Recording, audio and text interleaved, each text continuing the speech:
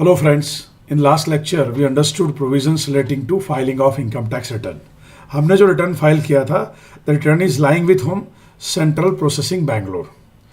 अब सवाल ये उठता है कि सेंट्रल प्रोसेसिंग बैंगलोर रिटर्न का करेगी क्या? तो नाम से ही मालूम पड़ता है कि सीपीसी बैंगलोर उसका प्रोसेसिंग करेगा. ये प्रोसेसिंग कैसे होता है that we are going to understand today with the help of live case study. इस प्रोसेसिंग में दो स्टेप्स इन्वॉल्व रहते हैं. पहला स्टेप, सीपीसी बैंगलोर हमारे रिटर्न के आधार पे हमारी टोटल इनकम या लॉस तय करेगी, और एक बार टोटल इनकम और लॉस तय हो गया तो स्टेप 2 में CPC Bangalore will find out tax payable by the SSC और amount refundable to the SSC. तो ये सारे प्रोविजन जो प्रोसेसिंग के हैं वो लिखे गए हैं सेक्शन 143 सबसेक्शन 1 के अंतर्गत. तो आइए देखते हैं सेक्शन 143 सबसेक्शन 1 क्या कहती है. तो look at para 20.28 in our module.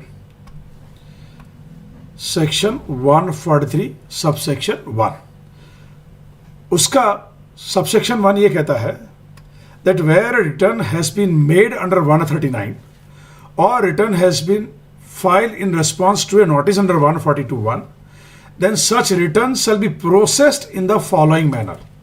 तो सबसेक्शन 1 ये कहती है कि either you have filed return under 139 voluntarily, और अगर आपने रिटर्न फाइल नहीं किया तो इनकम टैक्स डिपार्टमेंट आपको नोटिस दे सकती है 142 सबसेक्शन 1 के अंतर्गत, और उसके रिस्पॉन्स में आपने रिटर्न फाइल किया.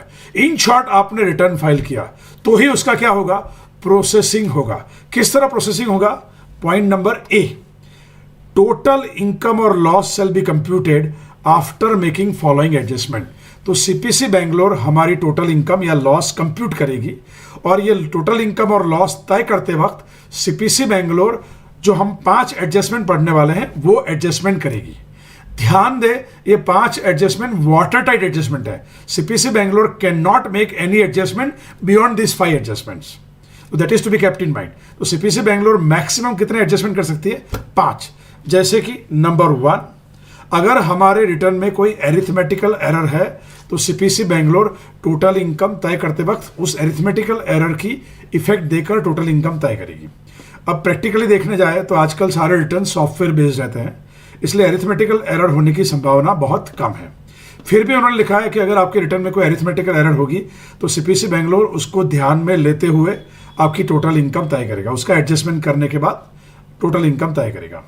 फिर CPC Bangalore number 2 will make adjustment with regard to incorrect claim if that incorrect claim is apparent from the information contained in your return. तो आपके रिटर्न में कोई अगर इनकरेक्ट क्लेम है तो सीपीसी बैंगलोर उसका भी एडजस्टमेंट करेगा टोटल इनकम या लॉस तय करते वक्त. इनकरेक्ट क्लेम किसको बोलते हैं उसकी बहुत अच्छी डेफिनेशन दी गई है इनकम टैक्स एक्ट के अंदर. उसको हम समझेंगे with the help of example after going through this 5 adjustments. Number 3, CPC Bangalore आपने कोई लॉस सेट ऑफ लिया है तो उस लॉस को वो डिसअलाउ करेंगे अगर उनको मालूम पड़ा कि आपने जो लॉस सेट ऑफ लिया है वो उस प्रीवियस ईयर का है जिसका रिटर्न आपने बिलेटेड फाइल किया है, यानी जिसका रिटर्न आपने beyond due date under 139(1) file किया है. और हमें जानकारी है कि अगर रिटर्न हम लेट फाइल करते हैं तो उस साल के लॉस हम कैरी फॉरवर्ड नहीं कर सकते और फ्यूचर में सेट ऑफ भी नहीं ले सकते हैं. लेकिन अगर आपने फिर भी सेट ऑफ ले लिया है तो सीपीसी बैंगलोर वो लॉस क्या कर देगी? डिसअलाउ कर देगी व्हाइल प्रोसेसिंग द रिटर्न. उसी तरह CPC Bangalore will disallow the expenditure indicated in the tax audit report. तो आपके टैक्स ऑडिट रिपोर्ट में ऑडिटर साहब ने कुछ एक्सपेंडिचर डिसअलाउ की कैटेगरी में दिखा दी है, but you have not disallowed while computing your total income. तो सीपीसी बैंगलोर ये भी मैच करेगी कि आपके ऑडिट रिपोर्ट में डिसअलाउंस है लेकिन आपकी कंप्यूटेशन में नहीं है. अगर नहीं है तो सीपीसी बैंगलोर उसका भी एडजस्टमेंट करेगी. Serial number 5, CPC Bangalore will disallow deduction claim under 10AA, ATIA, ATIAB, ATIB, ATIC, ATID, ATIE. If they find that your return is belated, it is filed beyond the due date under 139(1).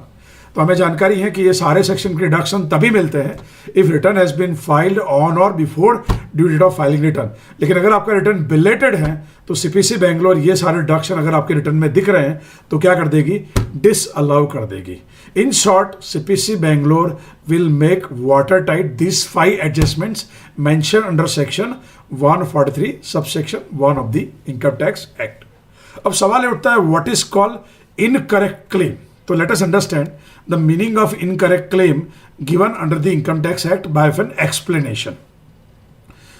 पहले मैं इसको पढ़ रहा हूं, 3 incorrect claim बताए गए हैं definition में, फिर हम उसकी प्रैक्टिकल अंडरस्टैंडिंग लेंगे। जैसे कि पहला क्लेम लिखा है that one item in the return is inconsistent with another item in the same return. So CPC Bangalore will correct this kind of claim where one item is inconsistent with another entry or some other item in the return. I'll explain with the help of example. पहले हम पढ़ लेते हैं। Number B, CPC Bangalore will take that claim as incorrect for which information required to be furnished to substantiate your claim, but that information you fail to furnish. तो भी वो claim क्या माना जाएगा, इनकरेक्ट क्लेम माना जाएगा। फिर अगर आपकी कोई डिडक्शन आपने क्लेम की है और डिडक्शन आपने ज़्यादा क्लेम कर ली है, एक्सीडिंग स्टैट्यूटरी लिमिट, और ये स्टैट्यूटरी लिमिट 4 तरीके से एक्ट में एक्सप्रेस होती है, आइदर बाय ए मॉनेटरी अमाउंट और बाय ए परसेंटेज और बाय ए रेशियो और बाय ए फ्रैक्शन। लेकिन आपने जो मॉनेटरी लिमिट एक्ट में दी गई है उससे भी ज़्यादा आपने क्या ले लिया है, डिडक्शन ले लिया है, then that claim is turned out to be incorrect claim. और सीपीसी बैंगलोर प्रोसेसिंग करते वक्त इसको आपकी टोटल इनकम तय करते हुए उसका एडजस्टमेंट करेगी। तो आइए देखते हैं इनकरेक्ट क्लेम के प्रैक्टिकल एग्जांपल्स क्या है। Pay attention.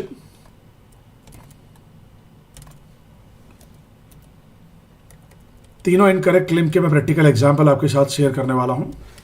जैसे पहला है, one item is inconsistent with other item in the return.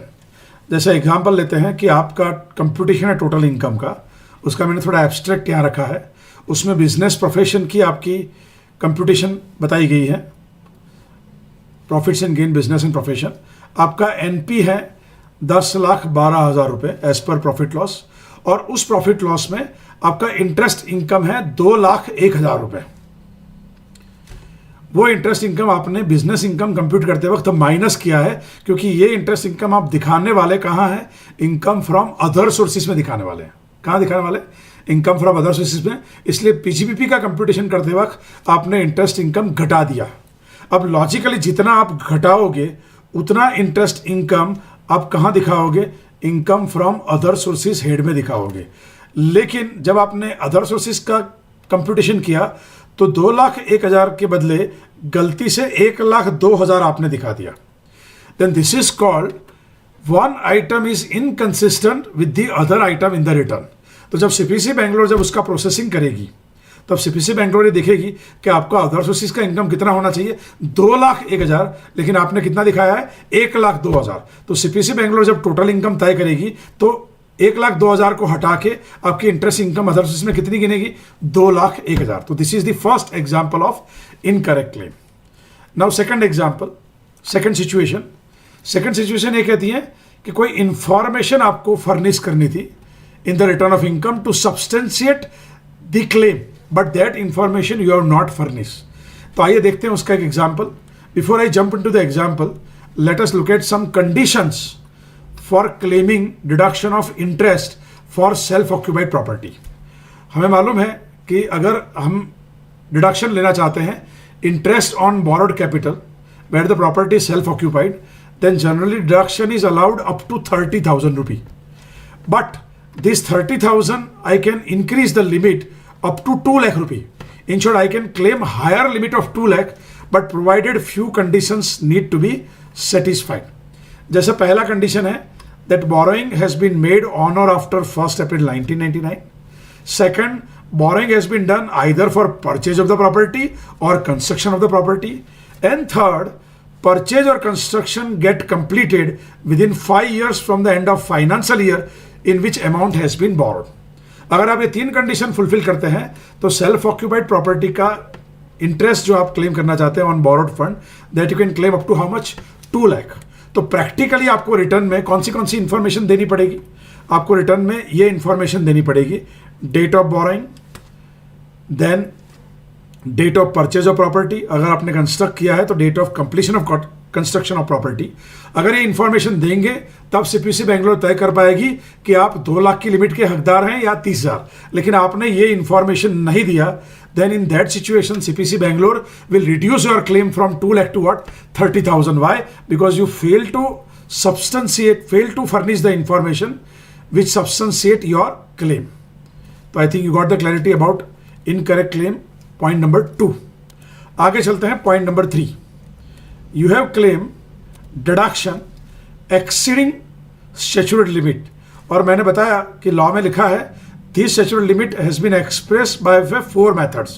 Either it would be a monetary amount, or it would be a percentage, it would be a ratio, or it would be fraction. अब monetary amount को लेकर क्या example होगा? ATC. ATC हमें जानकारी है, ATC में हम डिडक्शन ले सकते हैं मैक्सिमम कितना? 1.5 लाख। फिर भी आपने रिटर्न में क्लेम किया है 1.75 लाख। तो सीपीसी बेंगलोर जब प्रोसेस करेगा तो आपका एटीसी का डिडक्शन रिस्ट्रिक्ट कहां तक करेगा?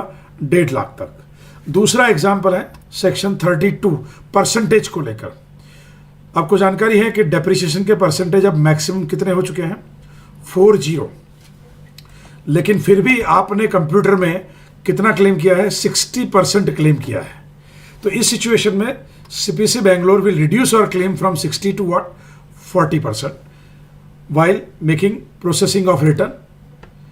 Third statutory limit is given in the form of ratio. तो सेक्शन 10AA आपको जानकारी है कि डिडक्शन मिलता है सेक्शन 10AA में based on ratio of export turnover to total turnover, based on ratio of export turnover to total turnover. तो CPC Bangalore में do adjustment if ratio is incorrect. और लास्ट है फ्रैक्शन। फ्रैक्शन का example मैंने यहाँ लिखा है section 57(2)A that deals with family pension deduction for what? Family pension. और आपको जानकारी है कि डिडक्शन कितना मिलता है? 1/3 ऑफ फैमिली पेंशन और 15,000 रुपये, दोनों में से जो कम है वो। तो 1/3 ऑफ फैमिली पेंशन और 15,000, ठीक है। तो 1/3 is nothing but what? A fraction. अगर instead of 1/3 you have claimed 1/2, that means you have claimed more than what is prescribed under the law, then in that case CPC Bangalore will restrict your claim up to what? 1/3 of family pension or 15,000. So I hope you got the clarity about meaning of word incorrect claim.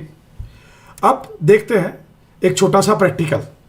हम step 1 कर रहे हैं अभी, determination of total income, ठीक है। अब उसको लेकर एक मैंने छोटा सा प्रैक्टिकल तैयार किया आपके लिए। तो look at the module practical number 9। SSC had submitted income tax return for AY 1920 declaring total income at rupees 8,02,000 और रिटर्न सबमिट हुआ है 139(4) में, यानी रिटर्न बिलेटेड है। ध्यान दें, रिटर्न क्या है? इस साल का बिलेटेड है। सीपीसी बेंगलोर जब प्रोसेस करने बैठी आपका रिटर्न तो उन्होंने कुछ इश्यूज नोटिस किया। जैसे कि पहला इश्यू, उन्होंने देखा कि while computing income under the head PGBP 33,000 interest income was reduce, mentioning that आप उसको अदर सोर्सेज में डिक्लेयर करने वाले हैं। बट अदर सोर्सेज में SSC fail to include this 33,000 income under the head other sources. तो सीपीसी बेंगलोर क्या करेगी? प्रोसेसिंग करते वक्त आपकी 8,02,000 इनकम है, उसके अंदर इंटरेस्ट इनकम क्या कर देगी? अदर सोर्सेज में ऐड कर देगी। फिर नंबर बी, आपने डेप्रिसिएशन क्लेम किया है कंप्यूटर पे 60% से, जबकि रेट लगता है कितना? 40%। आपका टोटल डेप्रिसिएशन क्लेम हुआ है 30,000। तो सीपीसी बेंगलोर जो आपने एक्सेस 20% क्लेम किया है उसको क्या कर देगी? प्रोसेसिंग करते वक्त ऐड कर देगी 10,000 रुपये। पॉइंट नंबर सी, आपने रिटर्न में कुछ सेट ऑफ लिया है 1,02,000 रुपये का for the assessment year 18-19 loss, लेकिन सीपीसी बेंगलोर ने देखा कि 18-19 का रिटर्न आपने बिलेटेड फाइल किया है, तो बहुत ऑब्वियस है आपको इस लॉस का डिडक्शन सेट ऑफ नहीं मिलेगा। तो CPC Bangalore while processing return क्या करेगी? इस लॉस को ऐड कर देगी आपकी 8,02,000 वाली इनकम में, ठीक है। फिर आपका केस टैक्स ऑडिट का था, 44AB रेगुलर ऑडिट का था, और उस ऑडिट रिपोर्ट में ऑडिटर साहब ने लिखा कि आपने कुछ 34,000 कैश पेमेंट किया है for repairing of machine and that payment has been made on a single day to Brahmani engineering, इसलिए वो 40A3 में डिसअलाउ हो जाएगा। लेकिन रिटर्न तैयार करते वक्त you fail to add back while computing income under the head business profession, तो CPC बेंगलोर 40A3 का ये डिसअलाउंस कर देगी 34,000 वाइल प्रोसेसिंग द रिटर्न। फिर CPC बेंगलोर ने देखा कि आपने कोई डिडक्शन लिया है 13,05,000 under section 80IAC of the income tax act, और आपका रिटर्न क्या है, बिलेटेड है, आपका रिटर्न क्या है, बिलेटेड है, तो आइडियली आपको डिडक्शन नहीं मिलना चाहिए। तो CPC बेंगलोर उसको क्या करेगी, ऐड करेगी। Answer is no, CPC Bangalore उसको ऐड नहीं कर पाएगी, क्योंकि अगर आप देखें सेक्शन 143 सब सेक्शन 1, तो वहां कौन सी सेक्शन लिखी गई है, 80IA, 80IAB, 80IB, 80IC, 80ID और 80IE। यहां 80IAC नहीं लिखा है, वो लिखना भूल गए, तो 80IAC का डिडक्शन CPC बेंगलोर ऐड नहीं कर सकती है, that is to be kept in mind. तो यहां आंसर क्या होगा, CPC Bangalore can not make addition of 80IAC because it is not within their power, that is to be kept in mind. तो no addition shall be done for 80IAC। फिर CPC Bangalore ने देखा कि आपका bank interest दिख रहा है 88,000 रुपए, ठीक है, कहां दिख रहा है, 26AS में दिख रहा है, जिसके ऊपर TDS कट चुका है, लेकिन आपने इसको इनकम टैक्स रिटर्न में अदर सोर्सेस में नहीं दिखाया है। तो क्या CPC बेंगलोर उसका एडजस्टमेंट कर सकती है? Answer is no. मैंने बताया कि CPC Bangalore can make adjustment which are mention in a water type. पहले ऐसा सेक्शन था, पहले ऐसा 6ठा नंबर का क्लोज था, अगर आप देखें कुछ साल पहले, तो 6ठा नंबर का क्लोज था कि अगर 26AS में दिख रहा है, आपने नहीं दिखाया है, तो CPC बेंगलोर ऐड कर सकता है, लेकिन बाद में अमेंडमेंट आ चुका है और ये 6ठे नंबर के क्लोज को हटा दिया गया है। इसलिए CPC बेंगलोर अब 26AS में इनकम दिख रही है, लेकिन आपके रिटर्न में नहीं दिख रही है, तो CPC Bangalore can not add, तो it can not add, that should be kept in mind. तो फाइनली CPC बेंगलोर आपकी टोटल इनकम तय करेगी कितनी, 9,81,000 after making all the 5 adjustments we have understood. तो I think you are clear. तो first step is determination of total income और loss payable after making 5 adjustments. अब step 2 हमने देखा था, CPC बेंगलोर क्या करेगी, टैक्स कैलकुलेट करेगी, लेकिन ध्यान दें जो ऊपर के 5 एडजस्टमेंट हैं वो करने से पहले CPC बेंगलोर आपको इंटीमेट करेगी कि हम ये एडजस्टमेंट करना चाहते हैं, और ये आपको इंटीमेट करेगी नाउअडेज बाय इलेक्ट्रॉनिक मोड, यानी आपके जो ई फाइलिंग पोर्टल है वहाँ उसके अंदर वो रख देगी कि हम इतने एडजस्टमेंट करना चाहते हैं। उसके ऊपर आपको कोई एक्सप्लेनेशन देना है तो आप दे सकते हैं। If response is given by the tax payer, अगर हमने कोई रिस्पॉन्स दिया, then CPC Bangalore will consider that response before making any such adjustment. लेकिन मान ले अगर ऐसा कोई रिस्पॉन्स हम नहीं देते हैं within 30 days of receipt of such intimation, then CPC Bangalore will finally make those adjustment. तो इन शॉर्ट 143 सबसेक्शन 1 का ये प्रोवाइजो क्या कहता है कि ये 5 एडजस्टमेंट करने से पहले CPC बेंगलोर आपको इंटीमेट करेगी इलेक्ट्रॉनिकली।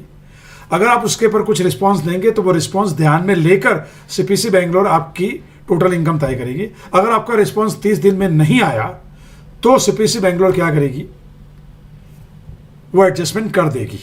Is it clear? तो this is part 1। Let me show you one practical on that.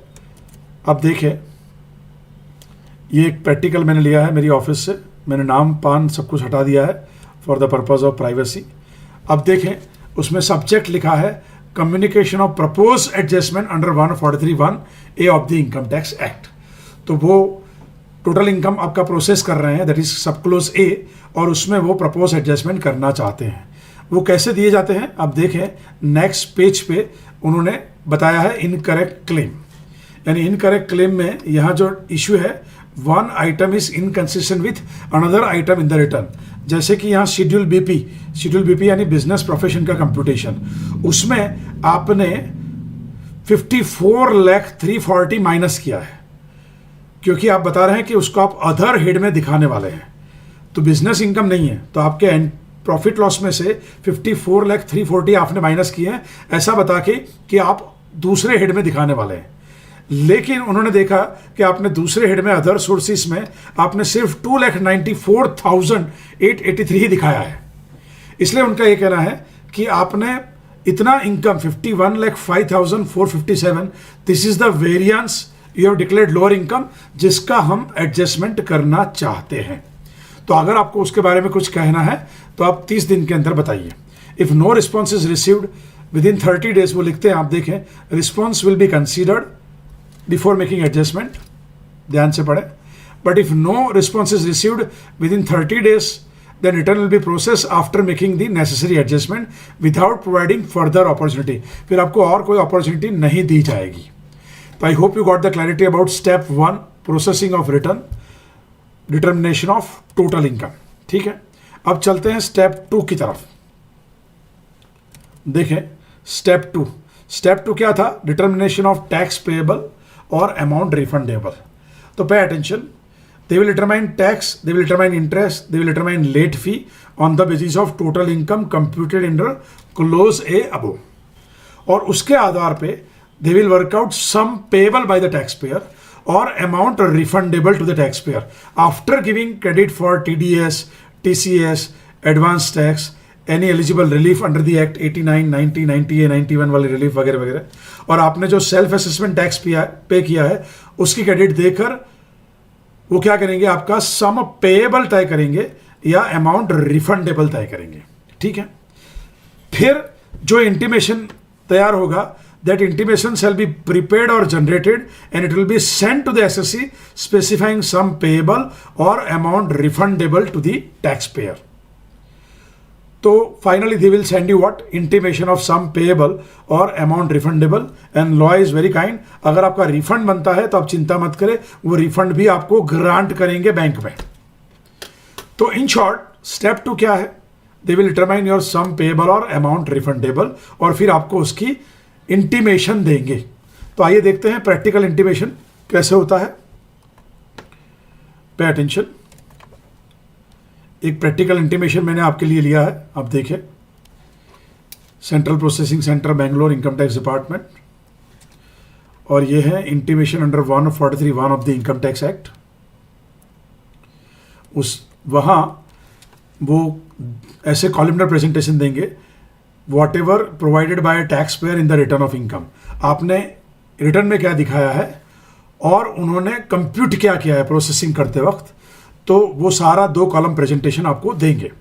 जैसे देखिए, आपकी बिजनेस इनकम है तो बोलते हैं आपकी बिजनेस इनकम ठीक है, आपकी सैलरी इनकम ठीक है, आपके डिडक्शन सैलरी के ठीक है, आपकी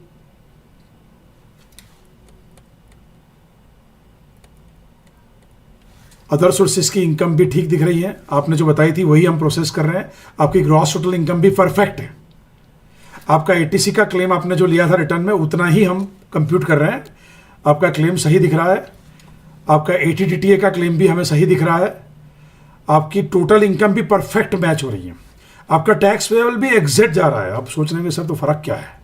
सब कुछ फ़र्क, कुछ भी फ़र्क नहीं है, एजुकेशन सेस भी परफेक्ट जा रहा है। आपकी ग्रॉस टैक्स लायबिलिटी भी आपने रिटर्न में दिखाई, वही हम कैलकुलेट कर रहे हैं। आपका 234B का इंटरेस्ट आपने 764 दिखाया था, हम उतना ही कंप्यूट कर रहे हैं, लेकिन फ़र्क आ रहा है 234C में आपने 233 दिखाया है, लेकिन हमारा ये कहना है कि आपका इंटरेस्ट कम हो रहा है। अब देखो कम हो रहा है, 191 हो रहा है। फिर आपने, इसलिए आपका इंटरेस्ट में थोड़ा फर्क आ गया, इसलिए आपकी एग्रीगेट टैक्स लायबिलिटी आपने रिटर्न में दिखाई थी 20108, लेकिन हमने कंप्यूट की है प्रोसेसिंग करते हुए 20066, और आपने टैक्स भरा है 20110 as a self assessment tax, उसकी हम क्रेडिट दे रहे हैं, इसलिए आपका रिफंड बन रहा है कितना? रिफंड बन रहा है 44 रुपी। तो this is an intimation of refund, this is an intimation of refund of 44 rupee. Therefore, nothing is payable by you, something is refundable to you. तो दिस इज वेरी इंटरेस्टिंग। हमारे ऑफिस से जो computer ने calculate किया था वो 234C गलत किया था, और CPC बेंगलोर ने बताया कि आपने इंटरेस्ट थोड़ा ज़्यादा क्लेम कर लिया है 44 रुपी, तो आप रिफंड के हकदार हैं। तो हम आपको क्या करेंगे, रिफंड देंगे 44 रुपी का। तो this is an intimation of refund. तो I hope you got the clarity of practical understanding of intimation of refund. अब आगे चलते हैं। फिर उन्होंने लिखा है, ध्यान दें, provided that intimation shall also be send to you, clause number E का प्रोवाइजो लिखता है, intimation shall also be send where loss declared is adjusted. आपने जो लॉस डिक्लेयर किया था वो एडजस्ट हुआ बिकॉज ऑफ 5 एडजस्टमेंट्स, और आपका लॉस कम हुआ। अब उसके टैक्स के ऊपर कोई इंपैक्ट नहीं है, रिफंड पे भी इंपैक्ट नहीं है, लेकिन लॉस के ऊपर इंपैक्ट है। उतना लॉस आप कम कैरी फॉरवर्ड कर पाएंगे अगले साल के लिए। तो अगर आपका लॉस एडजस्ट हुआ है तो उसको लेकर भी आपको इंटीमेशन दिया जाएगा। अब सवाल ये उठता है, इंटीमेशन कितने टाइम में दिया जाएगा? तो लॉ ये कहता है, no intimation shall be send under this section after the expiry of 1 year from the end of financial year in which return is made. I repeat, intimation shall not be sent after the expiry of 1 year from the end of financial year in which return is made। तो आपने जब return file किया है उस financial का and होने के 1 साल के अंदर अंदर आपको इंटीमेशन मिल सकता है, उसके बाद आपको वो इंटीमेशन नहीं देंगे। अब हो सकता है, नॉर्मली ऐसा नहीं होगा क्योंकि लॉ में लिखा है कि they will process, it is mandatory for them to process. लेकिन मान लो आपको कोई इंटीमेशन नहीं आया तो लॉ ये कहता है, एक्नॉलेजमेंट ऑफ रिटर्न, आपने जो रिटर्न फाइल किया था उसकी acknowledgement is deemed to be the intimation in case nothing is payable or nothing is refundable and where no adjustment has been made by CPC Bangalore। तो this is very simple provision। अब summary उसकी हम देख लेते हैं एक बार। हमने practical तो देख लिया सारा लाइव केस स्टडी के साथ, अब समरी देख लेते हैं कि 4 प्रकार के इंटीमेशन हो सकते हैं। पहला इंटीमेशन, इंटीमेशन ऑफ डिमांड। दूसरा इंटीमेशन, अगर रिफंड है तो इंटीमेशन ऑफ रिफंड। तीसरी संभावना है, you may get an intimation of loss adjusted where nothing is payable और नथिंग इज रिफंडेबल। और फोर्थ पॉसिबिलिटी है, there will be a deemed intimation, आपने जो रिटर्न फाइल किया है उसकी एक्नॉलेजमेंट ही क्या मानी जाएगी? डीम्ड इंटीमेशन मानी जाएगी। Now what is the upper time limit? I have already explain for receiving the intimation. तो सीपीसी बेंगलोर मैक्सिमम कब तक इंटीमेशन दे सकता है? 1 year from the end of financial year in which return has been furnish. तो आइए देखते हैं एक एग्जाम्पल, पे अटेंशन। मान लो किसी ने रिटर्न फाइल किया है AY 2021 का और डेट ऑफ फाइलिंग रिटर्न है 31 जुलाई 2020। तो ये रिटर्न जिस साल फाइल किया है उस रिटर्न फाइलिंग के साल के अंत से, तो ये साल कब अंत होगी? 31 मार्च 21 को अंत होगी। उसके 1 साल के अंतर्गत यानी 31 मार्च 22 तक आपको क्या मिल सकता है? आपको इंटीमेशन मिल सकता है।